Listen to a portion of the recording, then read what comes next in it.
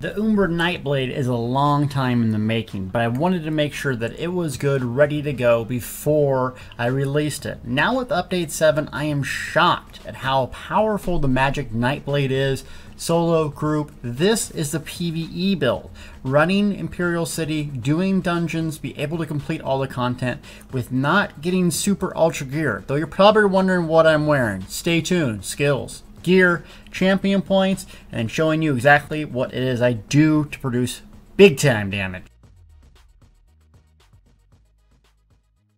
In this latest patch, Update 7 Imperial City, a lot has changed, a lot has stayed the same, but Magicka Nightblades have a significant boost now. Number one, you need a lot of resource management, as that has been nerfed, intentionally and unintentionally. Magicka Nightblade got a significant boost in that in the passives. Also, you can generate ultimate very, very fast. You are a single target machine, self-sustaining, and you offer a lot of off-healing for the group.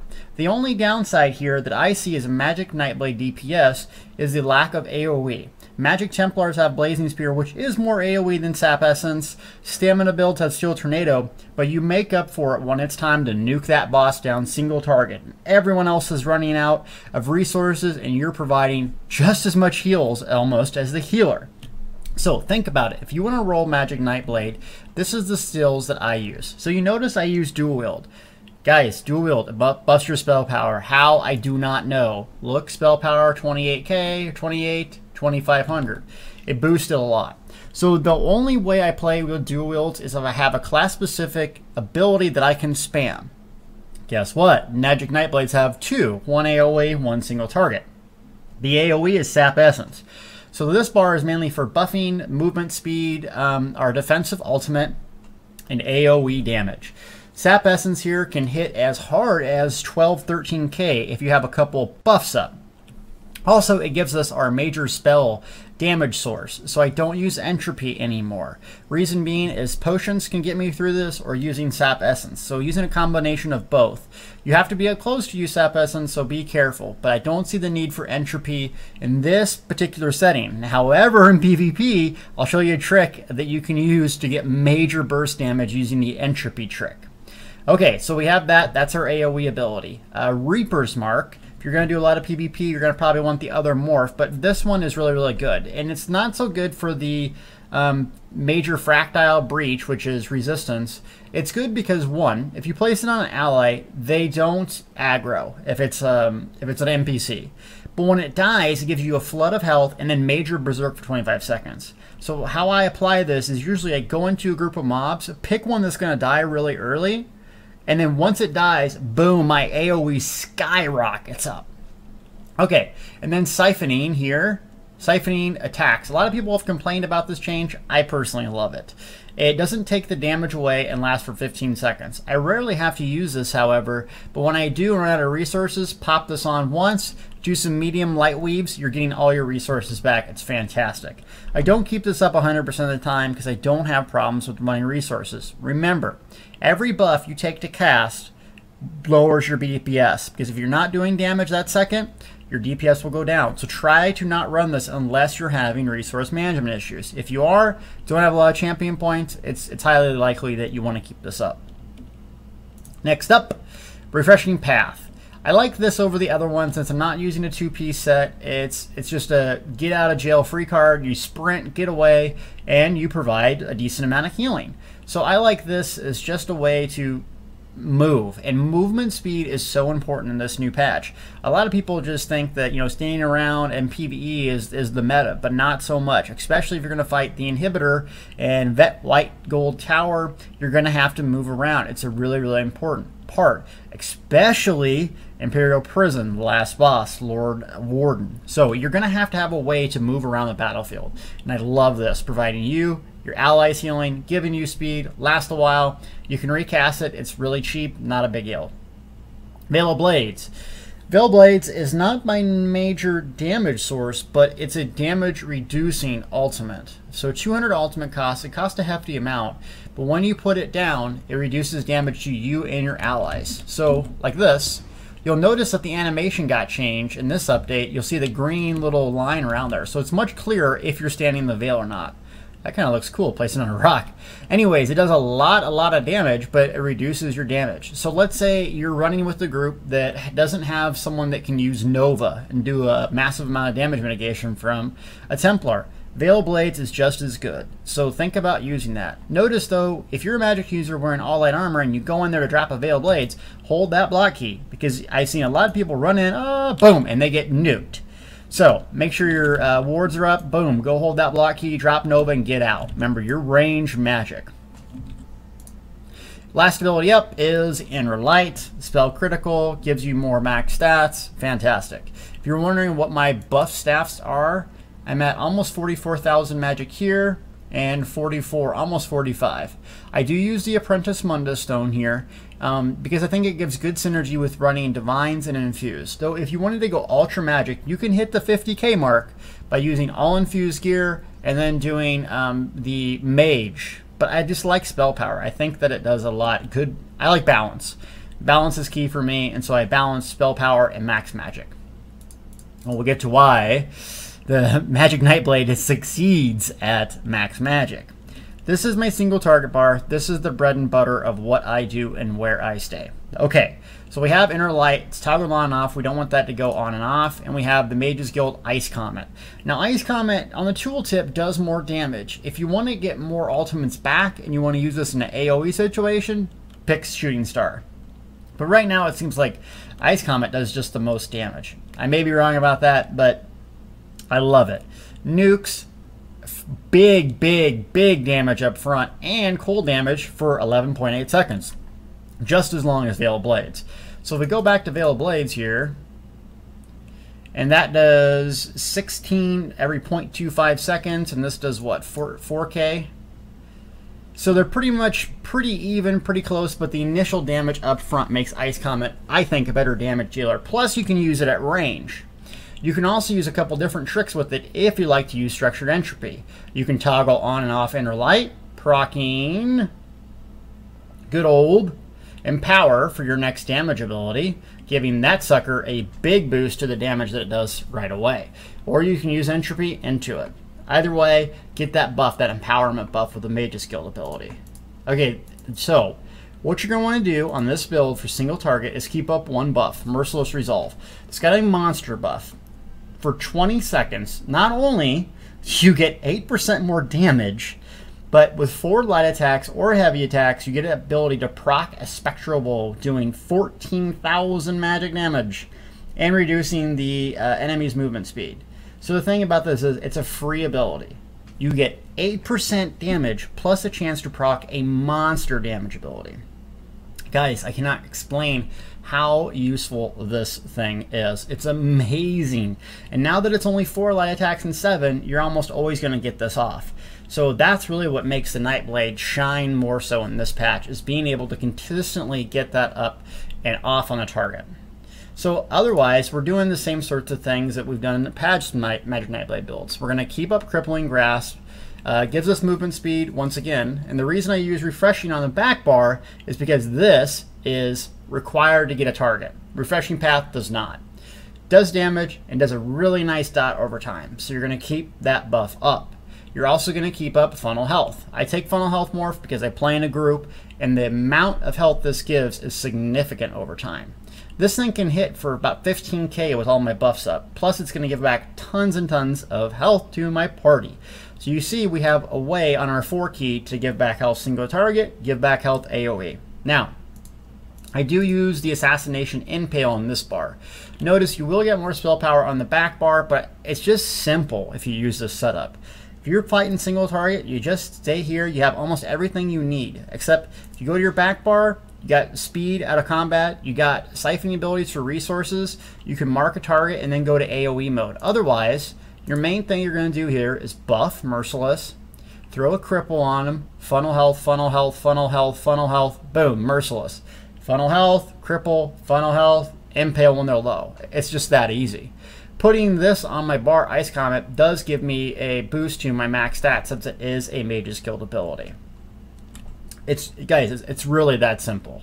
So let's go ahead and do a little bit of combat here. I do have a parse in the back of the video that I will show you later, but just to get some context to this. So That guy pulled everything, and he runs away. Really? Really, brah?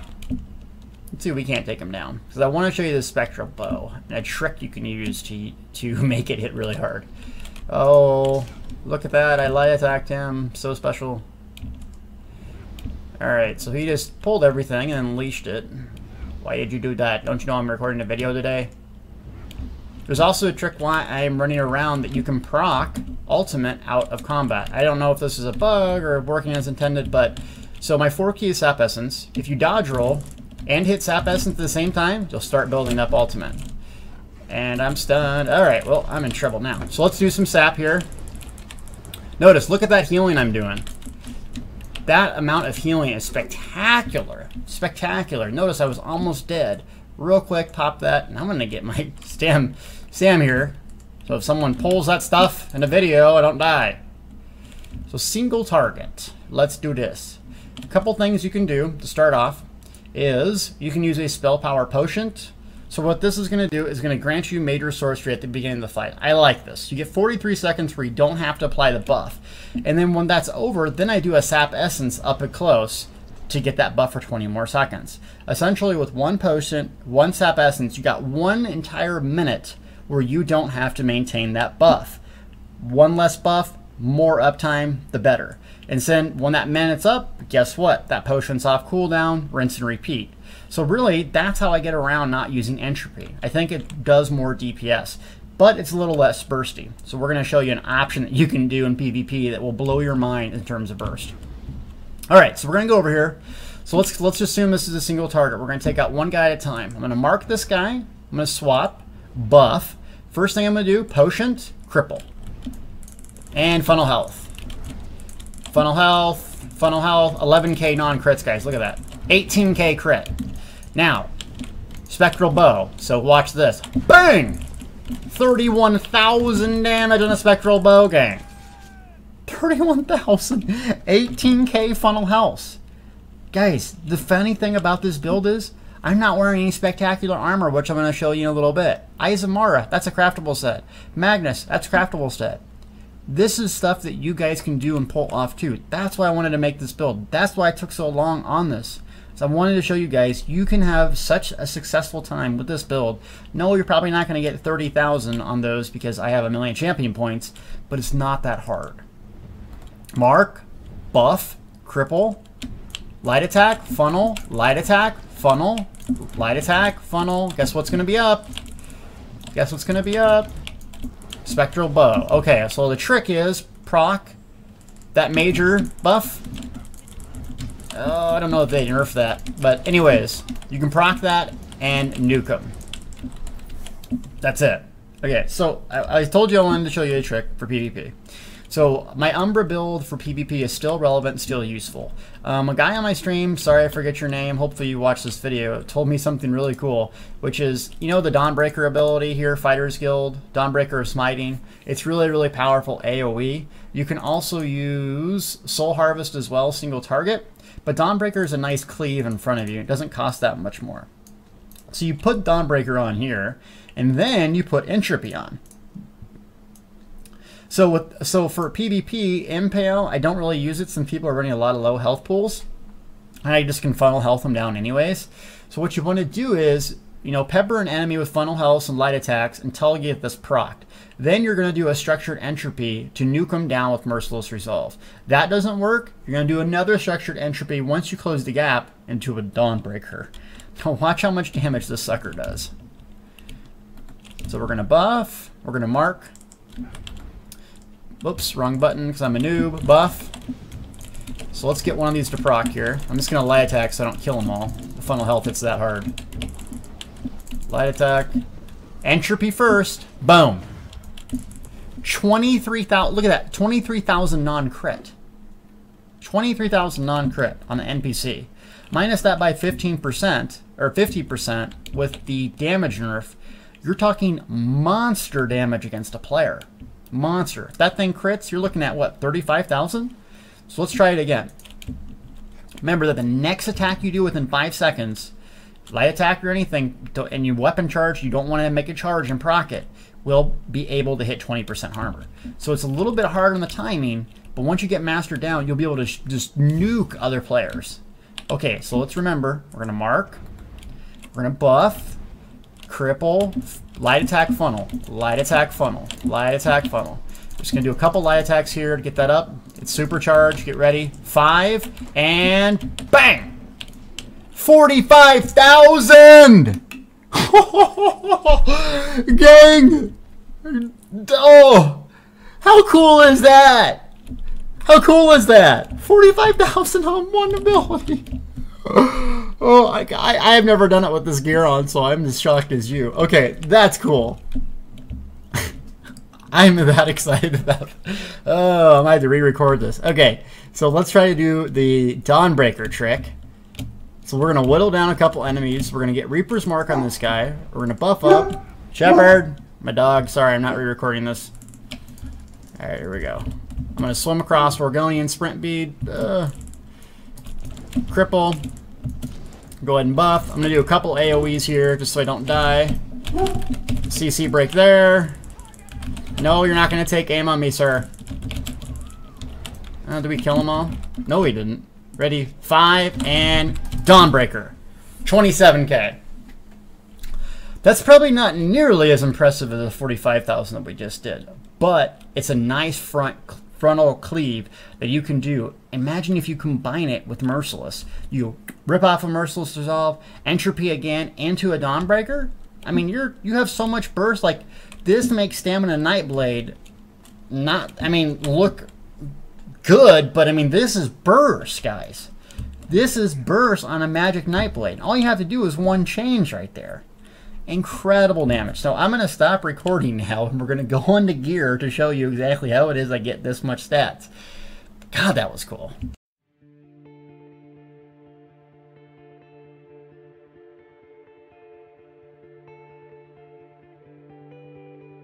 Okay, the gear that I'm using is craftable.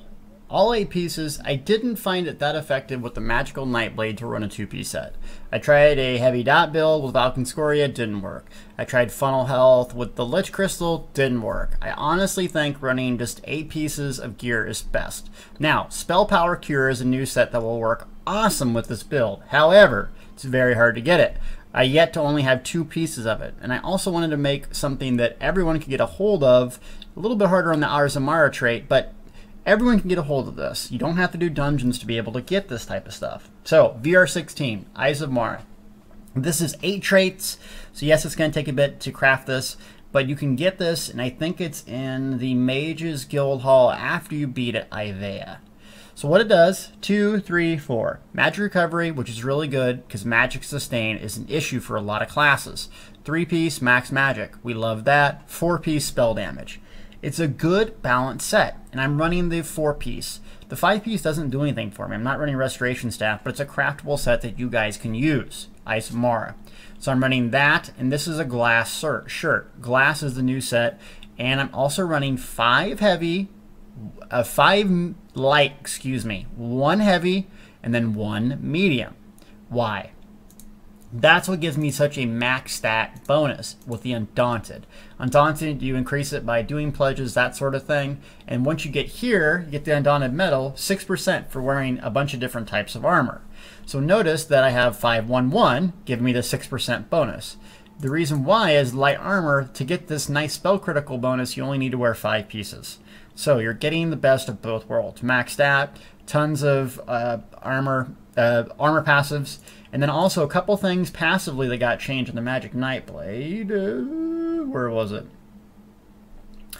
Oh my god, I can't find it. This. Increase stamina health and magic recovery by 15%. It used to be 30% just stamina recovery.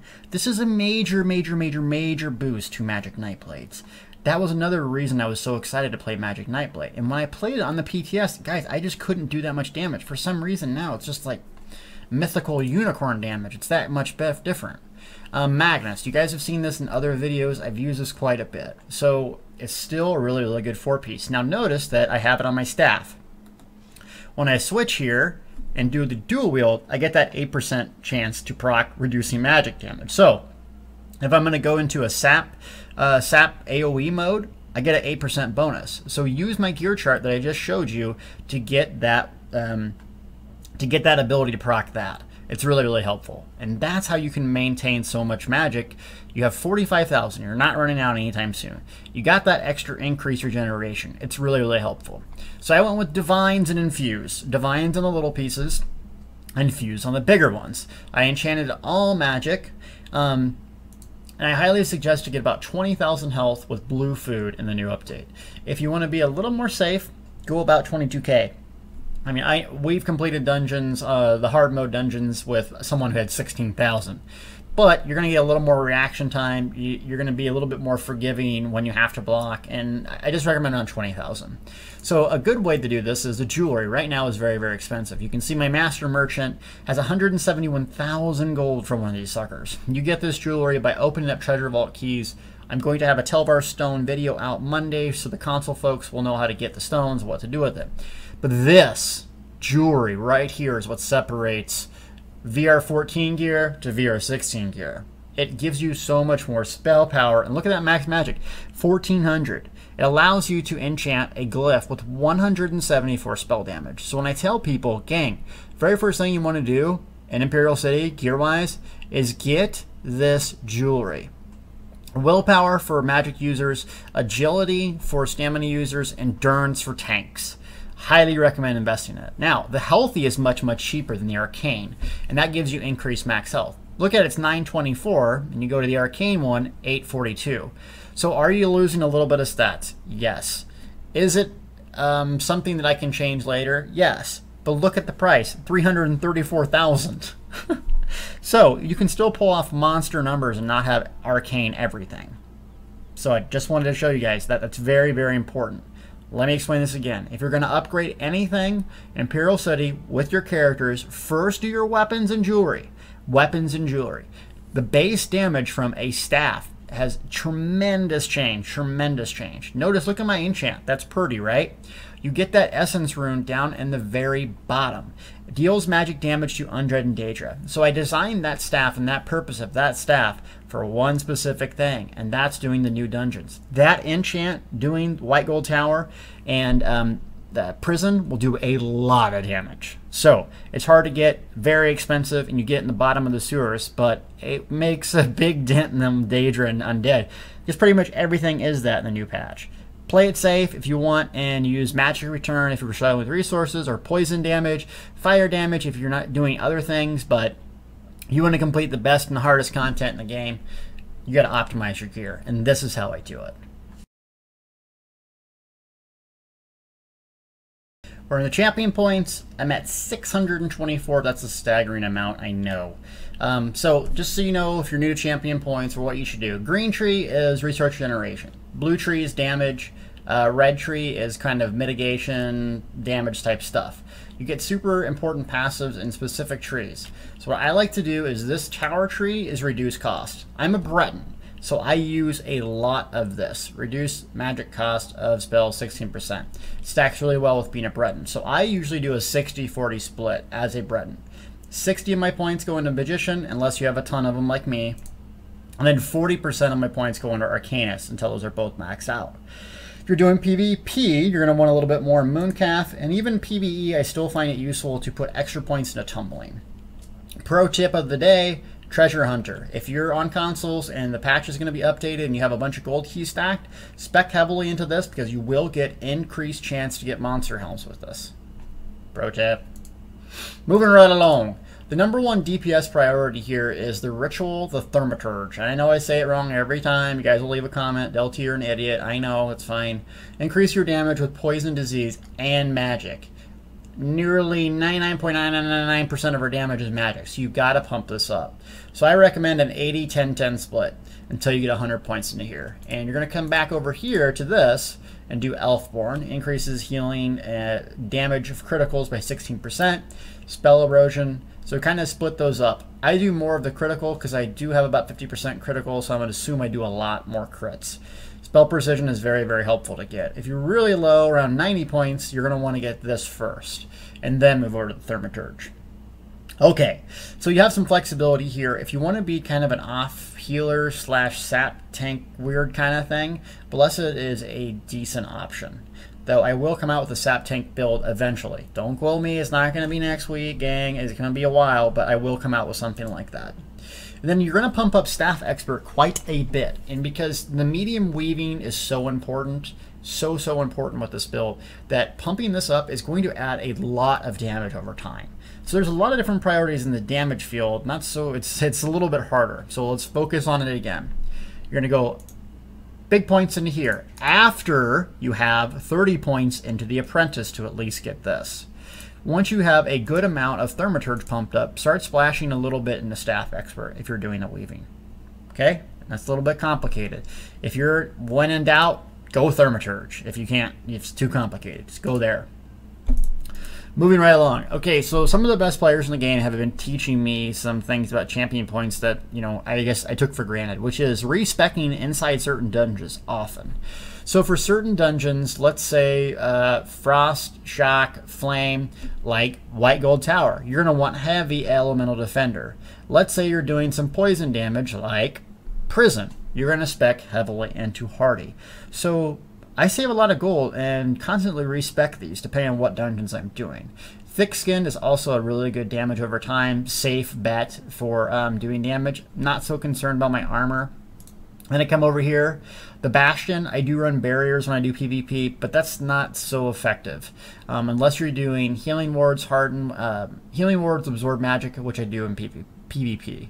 Quick Recovery is a nice passive, especially if you're a DPS and you're going to revive people. You get more healing, especially with Funnel Health and Sap Essence. It goes a long way because in light armor, you're going to be pretty squishy. So, that I hopefully helps you on your champion points and where to go. Let me hide my chat so you guys can't read all my naughty stuff that I'm saying and swearing at people. I mean, I don't know what else to say about this Magic Nightblade. I'm super impressed with it. Like, when I'll tell you the story again. I know it's a long video.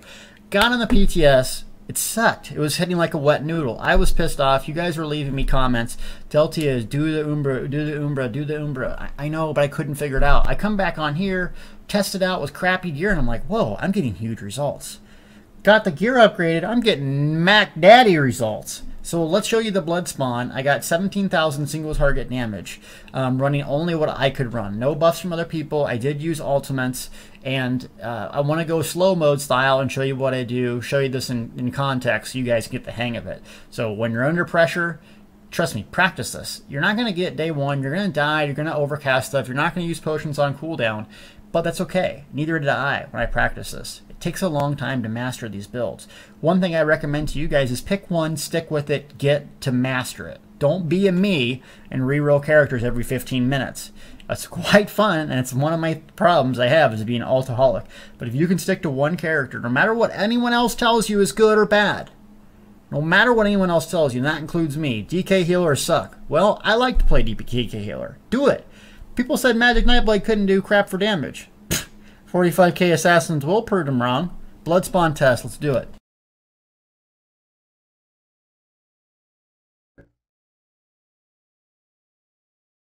Here we go. Okay, that's a joke. We're gonna do the DPS test. Okay, so notice I have my quick, nasty, dirty potion slotted in my 6 key. Very, very important. Remember, it saves you a lot of time. Another thing you want to do before a DPS test, check your food, make sure you're repaired, you're good to go. Those things are basic and simple, but you'd be surprised at how many people forget that.